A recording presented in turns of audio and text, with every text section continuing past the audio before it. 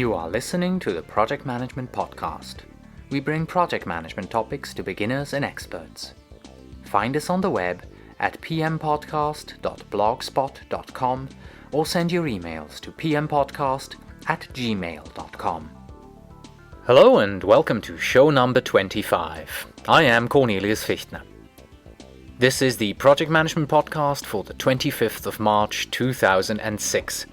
Today, you'll be getting some real value for your money. Earned value, that is. Just like with soft skills and PMOs, I hope to make earned value a recurring topic here on the show, and I will begin with an introduction to earned value today. So let's get started. This episode of the Project Management Podcast is sponsored by Entiplicity Project Management Solutions. Project management is not just about the software. Whether you are a small operation or a large corporation, value-added project management must be based on scalable technology, solid processes, and strategic thinking. Learn more about better strategic project management and your organization. Visit www.weneedpm.com. Just one quick announcement today. Last week I asked if anyone knew why I had so many visitors coming to my website from mymonster.com. And it turns out, found out in the meantime, that Sabrina Mancini-Johnson, I had an interview with her a few weeks ago about how to turn your job search as a project manager into a real project. She had posted a link to this show on the mymonster.com forums, and so many project managers are finding me through that. Very interesting, out-of-the-box thinking there from Sabrina, and I thank her very much for posting it up there. And now let us move on to the helpful resources and project management events.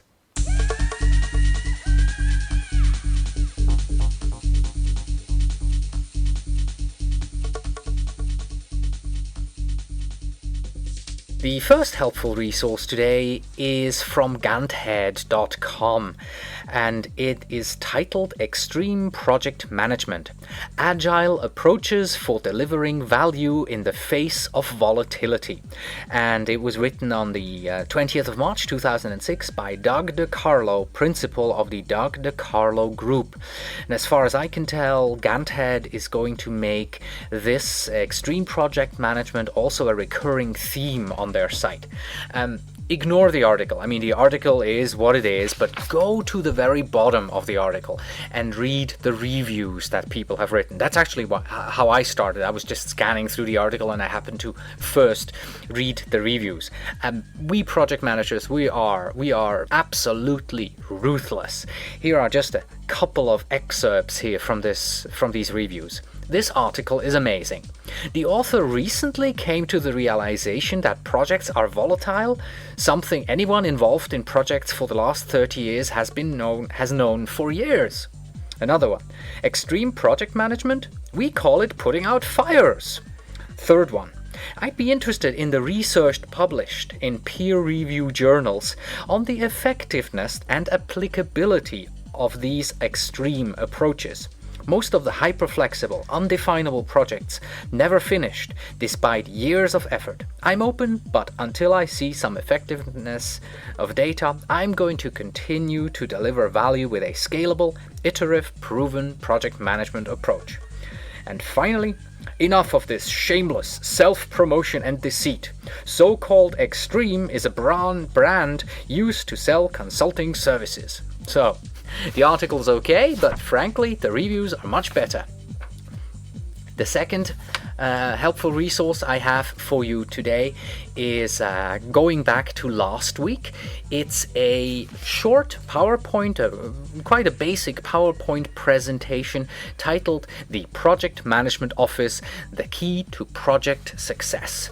You will find that on the EduCause website, and EduCause, by the way, is they write about themselves, they're a non-profit association whose mission is to advance higher education by promoting the intelligent use of information technology. So this short PowerPoint presentation here will help you if you have to give a basic presentation on what the success factors of a PMO will be. So this is really not all too deep. What you heard last week in my PMO trends is probably much deeper, but nevertheless, this has value for anyone who's looking for something very basic.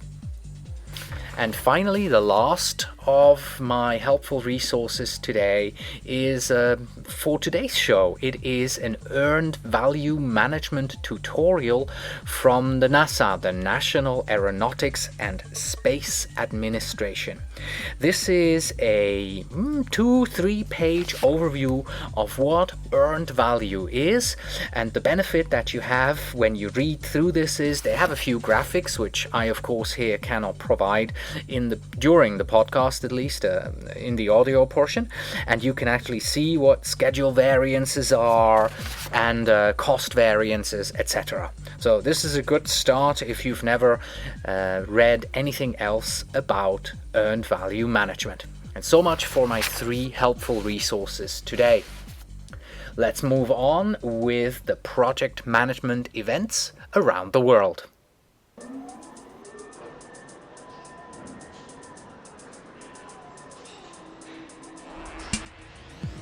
Our first project management event takes us to the Hotel Meliá Castilla in Madrid, Spain, and this is in part of the PMI Global Congress, the EMEA 2006.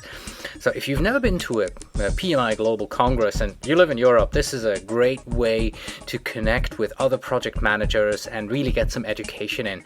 They have seminars, they have exhibitions, they have working sessions. This is, did I already mention that? Between the 8th and the 10th of May 2006. So go check this one out. The second one that I have for you is titled Best Practice Showcase 2006, scheduled for June in London. The APM Group's 4th annual Best Practice Showcase, they write here, will take place at the Hilton Metropole Hotel in central London on the 9th of June. The theme of this year's event will be change management through programs and projects. The best practice showcases focus on demonstrating best practices in program and project management, and all the speakers are users with experience of implementing PPM management techniques within their organizations.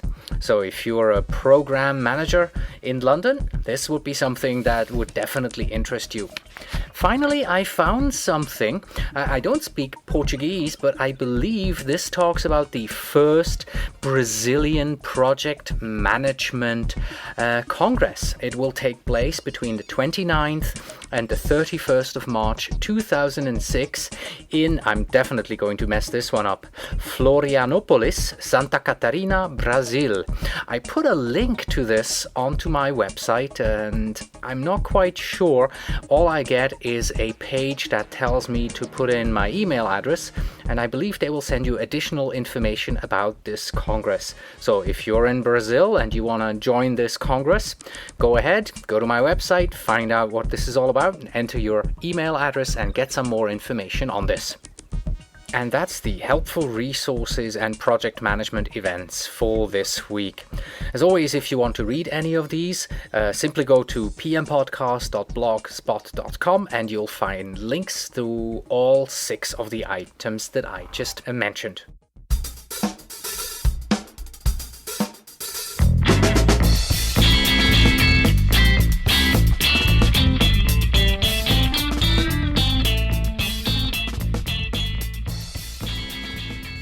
The Project Management Podcast's tip of the week this week is a question. When is it the right time to move from analysis and planning into production? Well, the answer is, of course, it depends. We all learned that a few weeks ago with my interview with Steve Kay. Now, when I started out as a project manager, I was originally taught the waterfall approach. You study the current state, then you define a future state, you work on various possible solutions, and you grade those solutions, and then you decide which solution you're going to follow, which one you're going to implement. Then you define the solution in absolute detail, and then you create it, test it, and implement it. This is the way that traditionally project management was taught. And frankly, I've given this up some time ago. There is simply not enough time to do all this in-depth documentation anymore. Instead, you have to take an iterative approach. Now, don't get me wrong, you will need to document your solution, especially if you work in a large company, as I do, where you have auditors who will review your projects. But you don't necessarily first design and document the solution before you actually build it.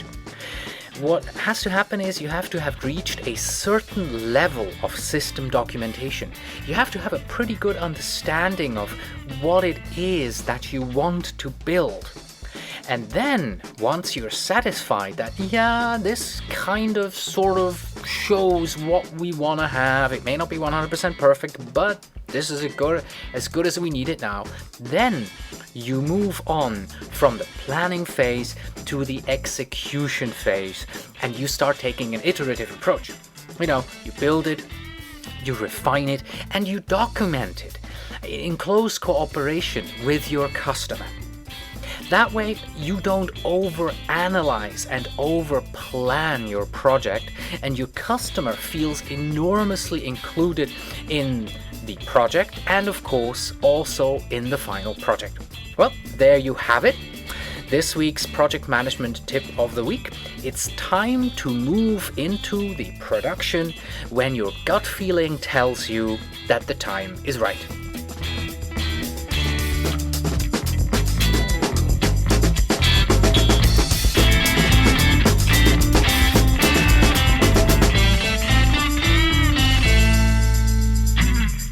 As always, the music for the Project Management Podcast's Tip of the Week comes to you from music.podshow.com. And this week we once again heard Derek K. Miller. He is from British Columbia in Canada. And the song is called Take Time for the Tub. On with this week's main topic, and it is an introduction to earned value management. Let me start out by reading parts of an article that I found in the Government Computer News this week. It is titled, Agencies Seek Cure for Project Management Woes. Better planning and risk reduction is seen as key factors. This talks about, this is a review of the Information Process Interagency Conference last week. And it talks about the OMB.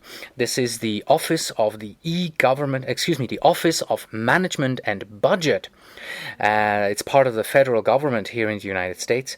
And that the leaders of that office will soon enjoy or endure, as they say, additional oversight via their program assessment rating tool.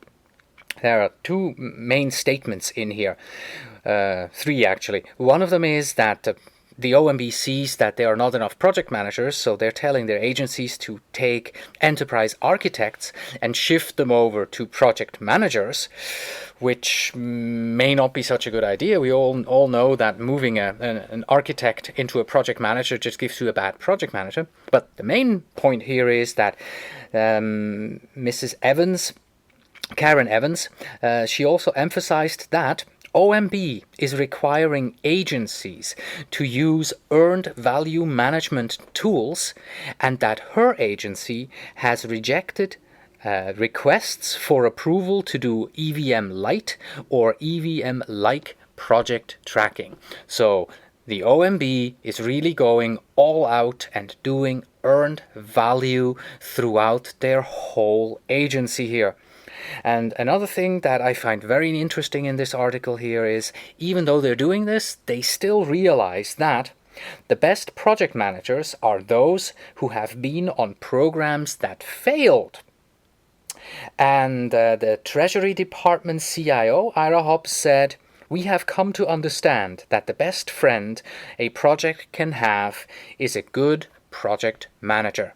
So even though they introduce EVM, they realize the project managers are who make a project work or not work. And now let's move on to earned value. Let's start out with a little definition here. Earned value management is a systematic approach to the integration and measurement of cost, schedule, and scope accomplishments on a project or task. It provides, I'm reading this of course here, I found this definition on the internet. It provides the project manager with the ability to examine detailed schedule information, critical program, technical milestones, and cost data. Now, earned value management is intended to provide project data which relates time-phased budgets and contract tasks, integrates cost, schedule, and technical performance, indicates work progress objectively, and is valid, timely, and auditable. And on top of all of that, there is also an ANSI standard 748A, which defines earned value. Very technical what I have just read. We'll get to it. You'll understand it much better in a little while. Let's first take a look at the history here. In the 1960s, earned value-based performance management, that's about when it began. Initially, it started with the U.S. Federal Department of Defense, the DoD, and they called it their Cost Schedule Control Systems Criteria. And two very important words here, cost control and schedule control. This is at the heart of earned value. And in the 1960s, earned value was used as an objective measure for progress in a project. That is to say, the physical accomplishments in a project. In the 1970s and 80s, the DoD continued the use of earned value in response to bearing cost, schedule risk, and also cost plus contracting that they did with their contractors, especially because contractors were pushing high-tech and newly developed weaponry. The military was having a critical schedule race. And later in the 1990s, the policy moved earned value into all federal agency, the NASA, the DoD, the DOE, etc. And of course, because of this strong governmental push in the 90s, many contractors serving the federal agencies and companies catering to the US government had to adopt earned value in order to get all these contracts. This is how it really got pushed out into the world in general. Now, let's take a look at an example of how you do earned value. Let's say you are a construction project manager and you have to build 12 houses in the next 12 months. This means you're going to build a house every month, right? After 3 months, you walk through your job site and you see, 3.5 houses are done. That means you had planned at the end of March, 3 months, to have 3 houses done. Now you have 3.5 houses done. Therefore, you are half a house ahead of your schedule. You can, of course, now start to calculate how many man-hours and how much material did you put into these 3.5 houses and compare it back to your original plan. You can, of course, also sell the 3 houses that are finished, so you earn the value that you actually created with these houses. And for the sake of earned value management, you also get credit for half the house that's finished, even though you can't really sell it. But as a project measure, you get the credit for you. Of course, The example that I've given you is an absolutely stupid example, because if you're a project manager and you have to build 12 houses, you don't build house 1 in the first month and then house 2 in the second month. No, what you do is you start by first grading the complete job site, leveling it. Then you pour the foundation of all the 12 houses. Then you begin with the walls, and you also build all 12 swimming pools at the same time by digging holes, etc. You don't build one house after the other. So after these first 3 months, you probably won't have a single house finished. Instead, as you walk through your job site, you will notice that, well, I have parts of 12 houses done. And this is how you plan, and this is also how you measure. Because we all know we don't plan on finishing a house every month. We plan on continuously working so that after 12 months, all 12 houses are done and ready to be sold.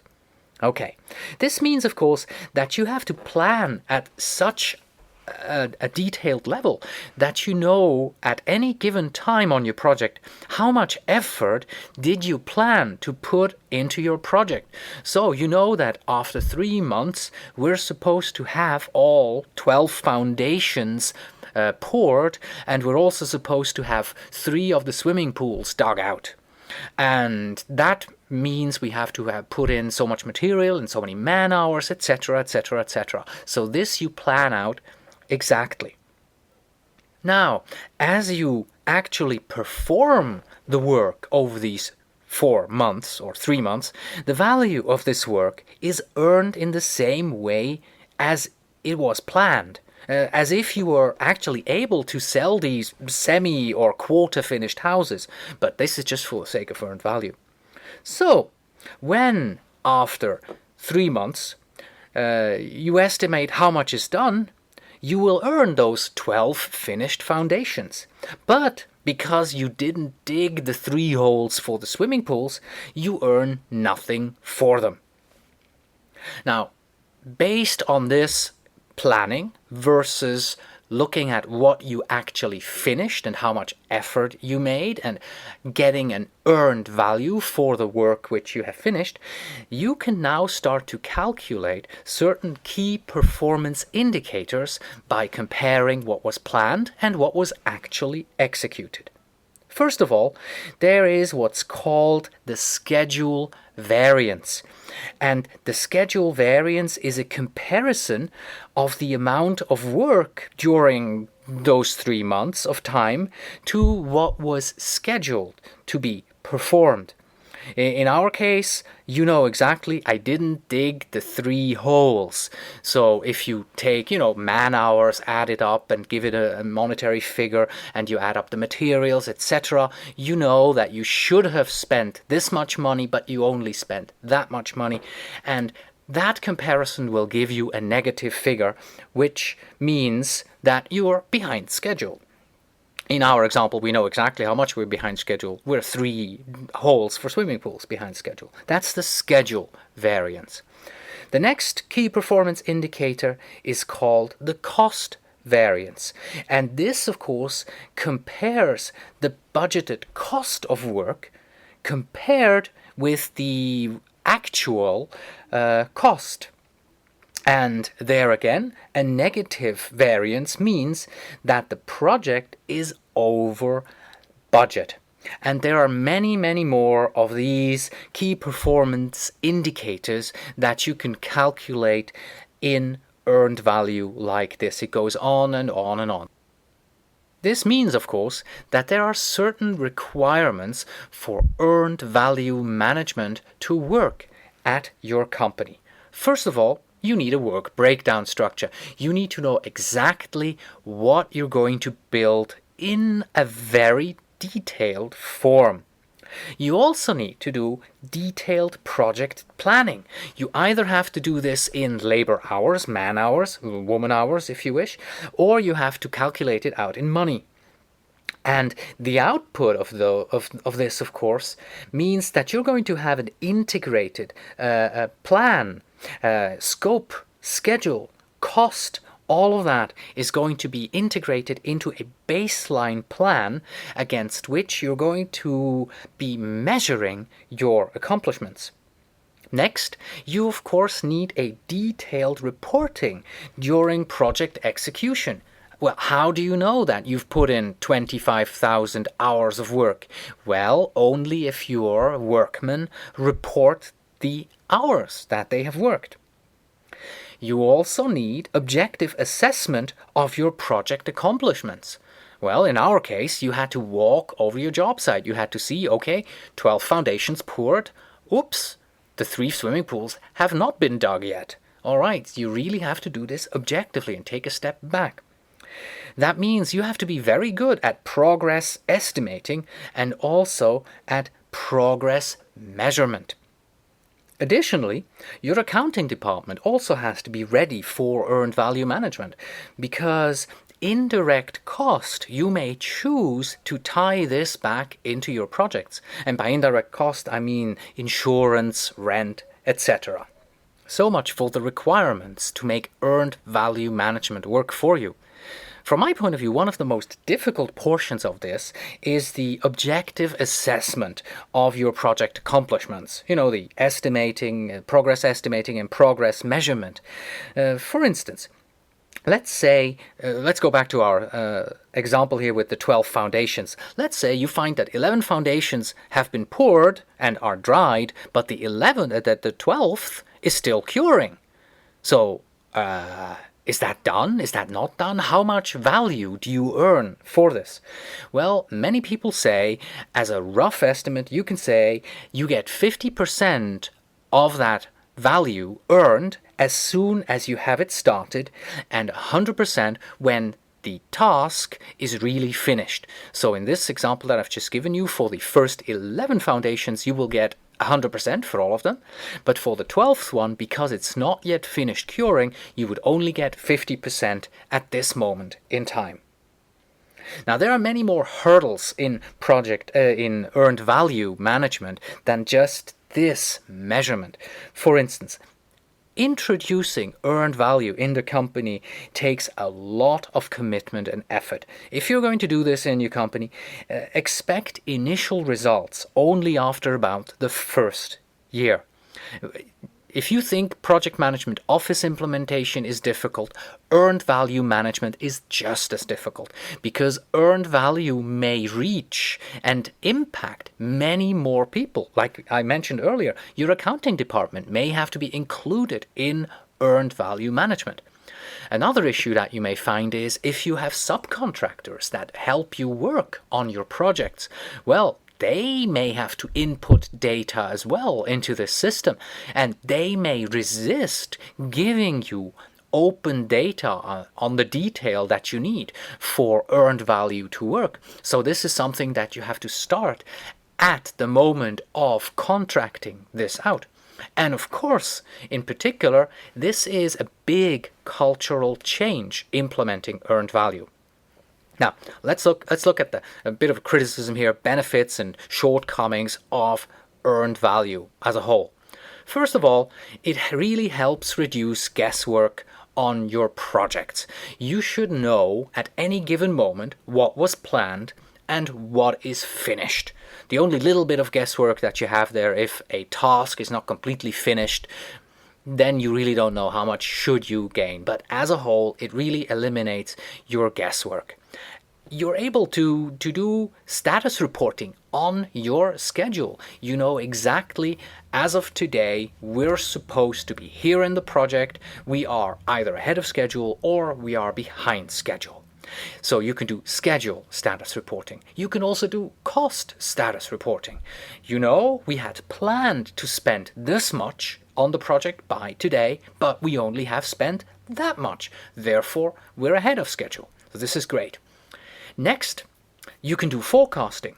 Because of what you did in the past, you can extrapolate the information into the future, and you can say that we've been so good in the past, it's probable that we're going to continue to be this good, so we should be able to finish sooner and under cost. This, of course, is under the assumption that you continue to work on the project in the same way, that you don't lose efficiency and efficacy in your project work. Earned value also allows you to locate troubled projects sooner, exactly because of this schedule status reporting and cost status reporting. You can quickly see which projects are in trouble and which projects are real winners, and it enables you to take appropriate measures. But be warned, there is a rule of thumb that says if after 20% on a project you're behind schedule, you will not be able to catch up. So the measures that you can take are only minimal. So much for the benefits. Now, here is the list of shortcomings. First of all, earned value measures a quantity. It does not measure the quality of the work performed. The time required for the planning and for data measurement and the input of the data and then manipulating the data for reporting can be considerable. So this is nothing to be used on small projects. Earned value also assumes that problems result from poor project execution and not from poor project planning. Remember, you're taking a project plan here in earned value and you compare it against how you actually performed. But if your project plan is bogus, if you didn't plan right, then your results will be completely off. So you're comparing a good project work against a really bad plan. Earned value will also make you kind of wanna maybe push out the most difficult work until the end, because the most difficult work is where you lose time, where you lose money. So that means if you push that towards the end and do the easy stuff first, you can kind of slant the whole key performance indicators your way, and only at the end will the project suddenly go downhill. Additionally, the system, while it will deliver quite accurate reports from between planning and actual work, that these reports, they may be negative. And this means that many senior executives, especially those who are invested in a project, a pet peeve project, or those who have a, type A can-do personality, that they will resist this kind of bad news that comes from earned value, and they will suppress bad earned value reports. In the same sense, earned value is also viewed as a means of pointing fingers and putting the blame on someone for a failed project. Granted, this is not really a problem with the system itself, but with human nature. We tend to view a system like earned value that points out problems as something negative. Instead, we should see earned value as a system in which we, as project managers, can learn to be better in planning and executing our projects. And this is also what the specialists say in the field. If your company wants to learn, if your company is a learning organization that goes down that path, then earned value will help your company to become better at planning and better at executing projects. The final item that I have on my list of shortcomings here is that earned value management is only as good as the estimates that you can give. You can have a great budget, a great plan, and then you have lousy progress estimation. This can be because you're not good at estimating, or it can be because you're intentionally giving wrong estimates. You're trying to paint a rosier picture, and you say, well, we have 12 foundations poured, although you only have 6 poured.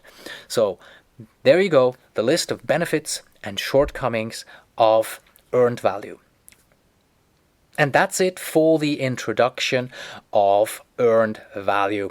If you are a PM who is using earned value management in your daily work, I'd love to hear your feedback. And I would also love to have you on the show as an interview guest to hear from a practitioner out there in the field who is using earned value on a daily basis. Please write to me at the usual address, pmpodcast@gmail.com. And we are ending today's show with a review of yet another new podcast on project management. And this one is different and it deserves your attention.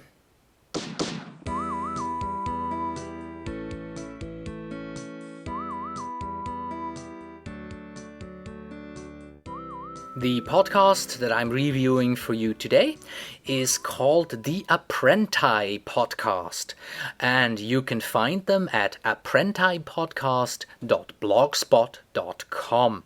Apprenti is spelled with 2 P's and 1 I, and of course you can find a link to their podcast, the website, and their podcast in iTunes on my website.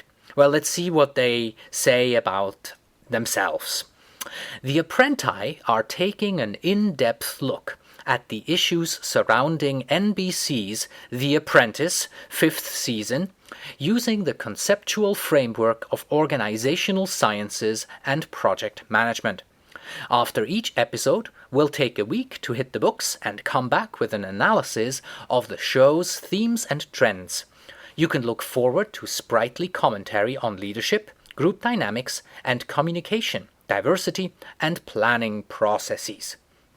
Now, first of all, for those of you outside the United States who don't get the NBC's The Apprentice, this is a show by Donald Trump, and I've never seen it, so I'm just talking about hearsay here, in which he takes in a group of people, and each week these people have to perform certain projects, and at the end of each episode, somebody gets fired. All right. Then, of course, they also talked about organizational sciences, that they're looking at this based on the conceptual framework of organizational sciences and project management. We all know the conceptual framework of PM, but what is organizational sciences? Well, they promote an interdisciplinary and holistic approach to organizations which combines management theory, organizational psychology, strategy, statistics, and communication, among others. The field covers the private, public, and non-profit sectors. The podcast is hosted by 2 folks. First of all, there is Raluca Nemtanu, and she studies organizational sciences at the George Washington University, where she also works as a graduate apprentice for human capital programs. And then there is Riley Grabner, and he works as a program analyst, managing a website redesign contract. And Riley was certified as a PMP last year. Let us continue by listening into a few moments of the Apprenti Podcast. Welcome to The Apprenti, where we spin NBC's The Apprentice using the tools of organizational sciences and project management. This week, we're taking a look at episode 2 of The Apprentice's 5th season. Specifically, we will talk about the need to execute early, types of conflict resolution, leadership styles, and the rules of brainstorming, part 2. Now let's start by taking a look at the process of executing the task. Riley? Okay, so basically, we want our cake and eat it too. Last week we were talking about planning. They need to plan, they need to set objectives, management by objectives. This week, the lesson I think that we all came away with was you need to execute and execute fast. And the issues in this task were that they needed to find a location, they needed to work around this technology, and they needed better timing, not necessarily the event itself, since really it was about volume. It was about how many people you got and how fast you got them, not about creating some great strategy or discussing exactly which word to use. So far, the Apprenti podcast has 4 episodes, and each of these episodes is about 10 minutes long. And here's something that I always complain about with most podcasts that I have reviewed so far. The sound quality could really improve. Raluca, Riley, if you listen to this, please do something with your recording. There's some sort of a hiss, and I always have to turn up my iPod all the way up in order to really hear what you're saying. Now, let's see. What do you get from listening to this podcast, even if you don't watch the show, or if you cannot watch the show because you just don't get it where you live? First of all, here's a great list of topics that have been discussed so far. I'll just give you four that I have. There's problem solving, there's leadership that they've talked about, conflict and types of conflict, and also rules of brainstorming. Many, many more.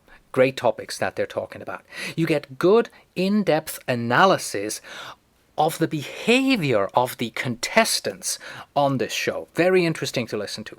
You get sound project management advice. Riley really does a fine job in comparing the actions of these contestants back to what the theory says. You can also, and this is where Raluca comes in, expand your project management focused brain into some organizational science and learn something new. And last but not least, you get a really entertaining 10 minutes of having a TV show analyzed from a project management point of view. My verdict? Raluca and Riley are really doing a great job with analyzing the show from the PM point of view and also from the organizational sciences point of view. Personally, I don't watch the show, but I can follow their arguments. It's really interesting. The podcast doesn't really want to make me want to watch the show, but I'm learning something new every week nevertheless. This is a wonderful and great approach to taking project management to the masses. That's it for today. Thank you very much for listening. For next week, I have a couple of interviews lined up. But if we follow the rules of earned value management, past performance is used for future prediction. And so far, almost always when I predicted that I will be doing an interview for the next show, I didn't perform. It just didn't happen. So nevertheless, we will have a show, and I will also look at the latest podcast by EduCause on project management for you. As always, you can find us on the web at pmpodcast.blogspot.com or send your emails to pmpodcast@gmail.com. And when you write, please tell me where in the world you are writing from. And finally, we have this. Good control reveals problems early, which only means that you have to worry longer about them. With that, don't limit yourself. As a project manager, or better, as a project leader, you should not limit yourself. Don't set your own limits. There are enough people out there trying to limit what you can do. Don't be one of them. Until next time.